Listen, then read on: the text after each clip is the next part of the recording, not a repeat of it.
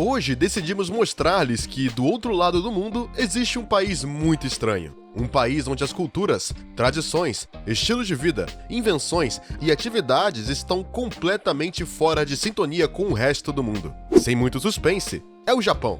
O país onde tudo que é estranho para você é bastante comum para eles. Se você planeja viajar para a Terra do Sol Nascente, é importante estar atento às coisas mais estranhas que a caracterizam. Aqui estão os 15 fatos estranhos que você só vai encontrar no Japão. Esses japoneses sagrados. Eles não vão parar por nada. Esses verdadeiros gênios poderiam brotar água do deserto ou plantar kiwis no meio do oceano. Falando em plantações, essas pessoas generosas até inventaram a melancia quadrada. Não, você não está sonhando. Todos sabem que a melancia é uma fruta difundida no Japão, consumida quase diariamente em todas as refeições.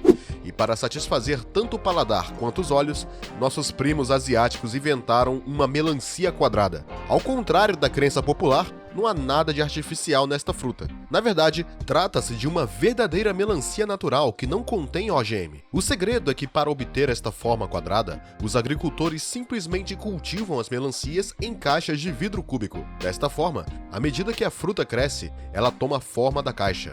Há também caixas em forma de pirâmide ou de coração, se, por acaso, você quiser oferecer um dia mais do que apenas uma flor para sua namorada. Quanto ao sabor, parece que a fruta está mais próxima de um pepino doce do que de uma melancia clássica, porque o sabor não atinge um nível ideal de maturação devido à compressão, por isso é mais concentrada. Para os interessados, a melancia custa cerca de 10 euros, mas isso não é motivo para quebrar seu mealheiro. Se você é o tipo de pessoa que se preocupa muito com a pontualidade, você vai gostar deste fato e vai ficar com raiva ao mesmo tempo porque você não vive no Japão. Todos os dias em Tóquio, uma média de 3.300.000 passageiros empurram as portas da estação Shinjuku, e ainda mais nas outras 772 estações da capital. As 5 maiores estações ferroviárias de Tóquio recebem mais de 2 milhões de passageiros por dia. Mais de 300 trens de alta velocidade, Shinkansen, circulam entre Tóquio e Osaka, 550 km em cada direção, sem nenhum atraso. Bem, se apenas 30 segundos do máximo, um recorde mundial. Além disso, a rede ferroviária japonesa, que é dirigida por várias grandes empresas privadas, é um verdadeiro modelo deste tipo, sem igual. Seu segredo? Eles empregam exércitos de funcionários todos a serviços dos passageiros. O que é certo, em qualquer caso, é que há uma pessoa que eles não empregarão: a senhora que pede desculpas o tempo todo pelo atraso nos alto-falantes. E sim, não há mais necessidade de seus serviços.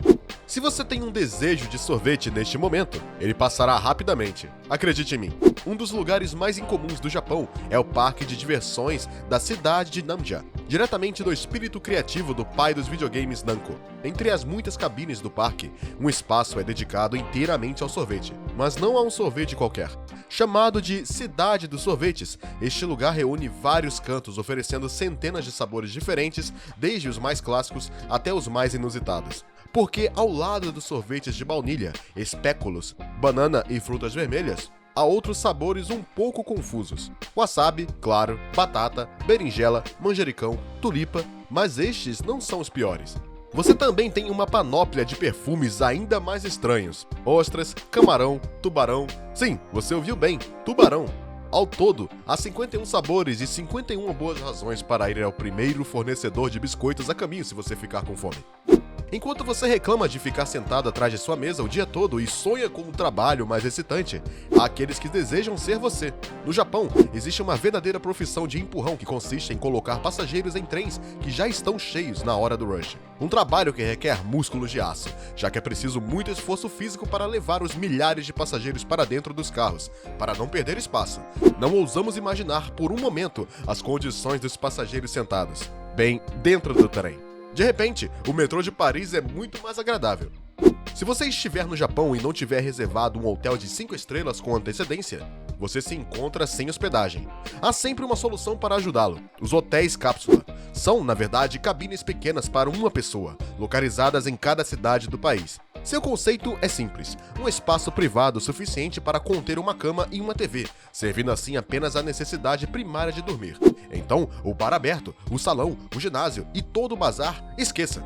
Essas pequenas cápsulas estão alinhadas nas salas comuns. Cada um tem cerca de 2 metros de comprimento e apenas 1 metro de largura. E, é claro, já que a sociedade japonesa ainda está muito enraizada em suas tradições conservadoras, as partes de homens e mulheres estão separadas. Nos perguntamos por quê, já que não há espaço para dois de qualquer maneira.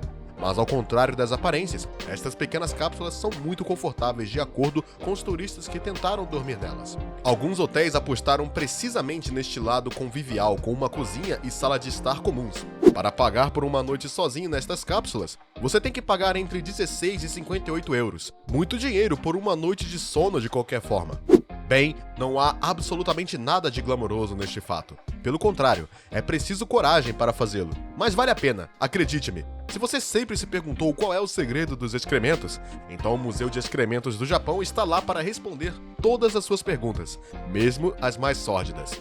Chamado de Lixo Humano e o Futuro da Terra, esta exposição oferece uma ampla gama de belas obras interativas, todas relacionadas ao mundo da excreção.